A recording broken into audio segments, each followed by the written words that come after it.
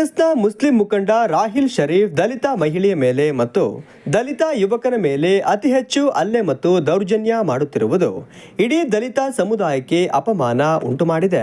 ಕಾಂಗ್ರೆಸ್ ಕಾರ್ಯಕರ್ತರಿಂದಲೇ ಕಾಂಗ್ರೆಸ್ ಸರ್ಕಾರ ಇದ್ದು, ಕಾಂಗ್ರೆಸ್ ಶಾಸಕರು ಇದ್ದು, ಕಾಂಗ್ರೆಸ್ ಪಕ್ಷದಲ್ಲಿರುವ ದಲಿತರಿಗೆ ರಕ್ಷಣೆ ಇಲ್ಲದಂತಾಗಿದೆ ಎಂದು ಬಿಜೆಪಿ ಎಸ್ಸಿ ಮೋರ್ಚಾ ಜಿಲ್ಲಾಧ್ಯಕ್ಷರಾದ ಕುರುವಂಗಿ ವೆಂಕಟೇಶ್ ಹೇಳಿದರು.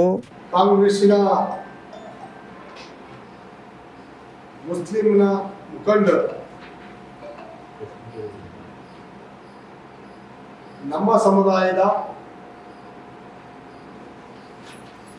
ಮಹಿಳೆ ಚೇತನ್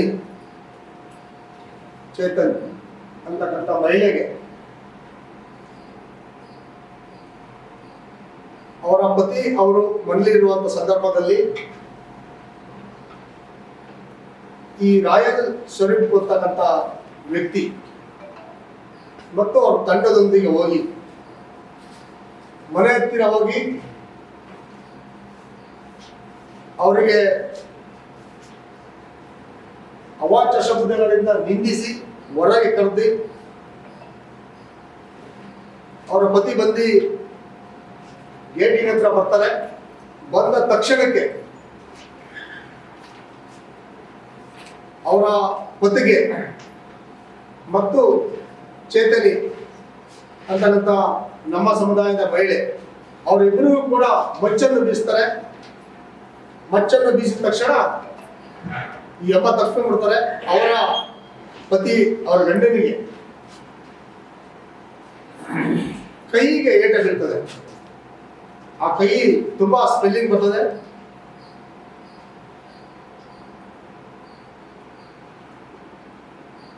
ನಿರಂತರವಾಗಿ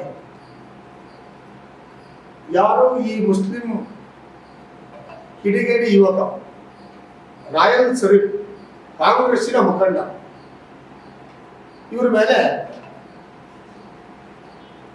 ಇದ್ರ ಹಿಂದೆನೂ ಕೂಡ ಒಂದು ನಮ್ಮ ಅಂಬೇಡ್ಕರ್ ರೋಡಿನಲ್ಲಿ ಒಂದು ಯುವಕ ಬೈಕಿನಲ್ಲಿ ಅವರ ಸ್ನೇಹಿತರನ್ನು ಕೂರಿಸಿಕೊಂಡು ಹೋಗ್ತಿರುವಂತ ಸಂದರ್ಭದಲ್ಲಿ ಅಡ್ಡಗಟ್ಟಿ ಅವ್ರ ಮೇಲೆ ಮಾರಣಾಂತಿಕವಾಗಿ ಹಲ್ಲೆ ಇಡುತ್ತಾರೆ. ಇದೇ ಯುವಕ. ಆ ಯುವಕ ಯಾರು ಅಂತಂದ್ರೆ ಅವರು ದಲಿತ ಯುವಕನೇ. ಅವನ ಮೇಲೆ A1 ಆರೋಪಿ ಇದೇ ರಾಯಲ್ ಶರೀಫ್. ಒಟ್ಟು 8 ಜನರ ಮೇಲೆ ಪ್ರಕರಣ ದಾಖಲಾಗುತ್ತೆ. ಇವರು ಯಾರನ್ನೂ ಕೂಡ ಪೊಲೀಸರು ಆ ಕೇಸ್ನಲ್ಲಿ ಅರೆಸ್ಟ್ ಮಾಡಲ್ಲ. ಇದರಿಂದ ಯುವಕರ ಮೇಲೆ ಹಲ್ಲೆ ನಡೀತಲ್ಲ, ಆ ಸಂದರ್ಭದಲ್ಲಿ ಇವ್ರನ್ನ ಯಾರನ್ನೂ ಅರೆಸ್ಟೇ ಮಾಡಲ್ಲ. A1 ಆರೋಪಿ ಅರೆಸ್ಟ್ ಮಾಡದ ಕಾರಣ ಚೇತನಿ ಅಂತಕ್ಕಂಥ ಕಾಂಗ್ರೆಸ್ಸಿನ ಮಹಿಳೆ ಕೂಡ, ಅವರು ನಮ್ಮ ದಲಿತ ಕಾಂಗ್ರೆಸ್ಸಿನ ಮಹಿಳೆ, ಅವರು ಜಿಲ್ಲಾ ಪಂಚಾಯತಿ ಆಕಾಂಕ್ಷಿ ಅಭ್ಯರ್ಥಿಯವರು ಸ್ಪರ್ಧೆ ಮಾಡಿದ್ರು. ಜಿಲ್ಲಾ ಪಂಚಾಯತಿಗೆ ಸ್ಪರ್ಧೆ ಮಾಡಿದ್ರು ಹೊಸತಾನೆ ಕ್ಷೇತ್ರಕ್ಕೆ. ಅಂತ ಮಹಿಳೆಗೆ ಇಂಥ ಕಾಂಗ್ರೆಸ್ಸಿನ ಮುಖಂಡರುಗಳು ದಲಿತ ಮಹಿಳೆ ಅನ್ನೋದನ್ನು ಕೂಡ ನೋಡಿದರೆ ಅವ್ರ ಮೇಲೆ ಹಲ್ಲೆ ಮಾಡಿರ್ತಾರೆ. ಅವ್ರ ಮೇಲೆ ಕೂಡ ಪ್ರಕರಣ ದಾಖಲಾಗಿದೆ. ಸುದ್ದಿಗೋಷ್ಠಿಯಲ್ಲಿ ಮಾತನಾಡಿದ ಅವರು, ಚೇತನ ಎಂಬ ದಲಿತ ಮಹಿಳೆ ಹಾಗೂ ಅವರ ಪತಿಗೂ ಮಚ್ಚಿನಿಂದ ಬೀಸಿ ಹಲ್ಲೆ ಮಾಡಿ ಅವಾಚ್ಯ ಶಬ್ದಗಳಿಂದ ನಿಂದಿಸಿ ದಲಿತ ಜನಾಂಗಕ್ಕೆ ಜಾತಿ ನಿಂದನೆ ಮಾಡಿದ್ದಾರೆ. ಇದನ್ನು ತೀವ್ರವಾಗಿ ಖಂಡಿಸುತ್ತೇವೆ ಹಾಗೂ ಹಲ್ಲೆ ಮಾಡಿರುವ ಇವನಿಗೆ ಕಾನೂನಿನ ಅಡಿಯಲ್ಲಿ ಕಠಿಣ ಶಿಕ್ಷೆ ವಿಧಿಸಬೇಕು ಎಂದು ಒತ್ತಾಯಿಸಿದ್ದಾರೆ. ಮನುಷ್ಯನ ಇವತ್ತೂ ಕೂಡ ಅರೆಸ್ಟ್ ಮಾಡಲ್ಲ ಪೊಲೀಸ್ನವರು.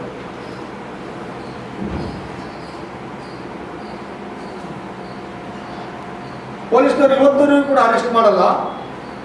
ಈ ಮನುಷ್ಯ ರಾಯಲ್ ಶರೀಫ್ ಅನ್ನೋ ಮನುಷ್ಯ ಈ ತಂಡವನ್ನು ಕಟ್ಕೊಂಡು ನಿರಂತರವಾಗಿ ದಲಿತರ ಮೇಲೆ ದೌರ್ಜನ್ಯ ಅತಿ ಹೆಚ್ಚಾಗಿ ಮಾಡ್ತಿರುವ ವ್ಯಕ್ತಿ ಯಾರು ಅಂತಂದ್ರೆ ಕಾಂಗ್ರೆಸ್ಸಿನ ಮುಖಂಡ ರಾಯಲ್ ಶರೀಫ್ ಅವರ ತಂಡ.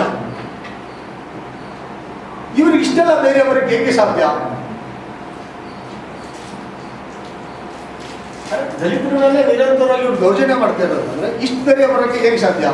ಅಂದ್ರೆ ಇವ ಒಬ್ಬ ಕಾಂಗ್ರೆಸ್ಸಿನ ಮುಖಂಡ, ನಮ್ಮದೇ ಆದಂಥ ಕಾಂಗ್ರೆಸ್ ಶಾಸಕರಿದ್ದಾರೆ,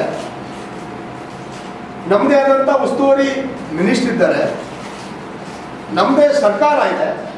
ನಾವು ದಲಿತರ ಮೇಲೆ ನಿರಂತರವಾಗಿ ದೌರ್ಜನ್ಯ ಮಾಡ್ಬೋದು, ಹಲ್ಲೆ ಮಾಡ್ಬೋದು, ತೊಂದರೆ ಮಾಡ್ಬೋದು, ಕೊಲೆಗರಿಕೆ ಮಾಡ್ಬೋದು, ಕೊಲೆನೂ ಕೂಡ ಮಾಡ್ಬೋದು ಅಂತಕ್ಕಂಥ ಚಿಂತನೆಯಿಂದ ಬಂದಿದ್ದಾರೆ. ರಾಯಲ್ ಶರೀಫ್ ಈ ರೀತಿ ಅನೇಕ ಘಟನೆಗಳನ್ನು ಮಾಡಿಕೊಂಡು ಬರುತ್ತಿದ್ದರೂ ಸಹ ಶಾಸಕ ಎಚ್.ಡಿ. ತಮ್ಮಯ್ಯ ಅವರು ಕಣ್ಣು ಮುಚ್ಚಿ ಕುಳಿತಿದ್ದಾರೆ. ಸಿ.ಟಿ. ರವಿಯವರು 20 ವರ್ಷ ಶಾಸಕರಾಗಿ ಈ ಕ್ಷೇತ್ರದಲ್ಲಿ ಕಾರ್ಯನಿರ್ವಹಿಸಿದಾಗ ಈ ರೀತಿ ಒಂದೇ ಒಂದು ಘಟನೆಗಳು ನಡೆದಿರಲಿಲ್ಲ. ಈಗಿನ ಶಾಸಕರು ದಲಿತರ ಬಗ್ಗೆ ಕಾಳಜಿ ಇಲ್ಲದ ಶಾಸಕರಾಗಿದ್ದಾರೆ ಎಂದರು. ಬಹುಶಃ ಇಷ್ಟೆಲ್ಲ ಕಾರಣ, ಇಷ್ಟೆಲ್ಲ ಘಟನೆ ನಡೆದರೂ ಕೂಡ ಈ ಕ್ಷೇತ್ರದ ಶಾಸಕರಾದಂಥ ಎಚ್.ಡಿ. ತಮ್ಮಯ್ಯನವರು ದಲಿತರ ಮೇಲೆ ಈ ಫೆಬ್ರವರಿ ತಿಂಗಳಿನಲ್ಲಿ 5 ಘಟನೆಗಳು ನಡೆದಿದೆ. ಅದರಲ್ಲಿ 4 FIR ಆಗಿದೆ. ದಲಿತರ ಮೇಲೆ ದೌರ್ಜನ್ಯ ಆಗಿರೋದು ಫೆಬ್ರವರಿ ತಿಂಗಳಿನಲ್ಲಿ 5, ಅದರಲ್ಲಿ 4 FIR ಆಗಿದೆ. ಆದ್ರೂ ಕೂಡ ಈ ಕ್ಷೇತ್ರದ ಶಾಸಕರಾದಂಥ ತಮ್ಮಯ್ಯನವರು ದಲಿತರು ಓಟನ್ನು ಪಡೆದು ಅಧಿಕಾರಕ್ಕೆ ಬಂದು ದಲಿತರ ಮೇಲೆ ಇಷ್ಟು ದೌರ್ಜನ್ಯ ನಡೆದರೂ ಕೂಡ ತುಡಿಕ್ ಬಿಡಿಕ್ ಅಂತ ಇಲ್ಲ. ಬಹುಶಃ ಸುಮಾರು ಹಲವಾರು ಕಡೆ ನಾವು ಮಾಧ್ಯಮದಲ್ಲಿ ನೋಡಿದ್ದೇವೆ, ವಿಚಾರವನ್ನು ಕೇಳಿದ್ದೇವೆ.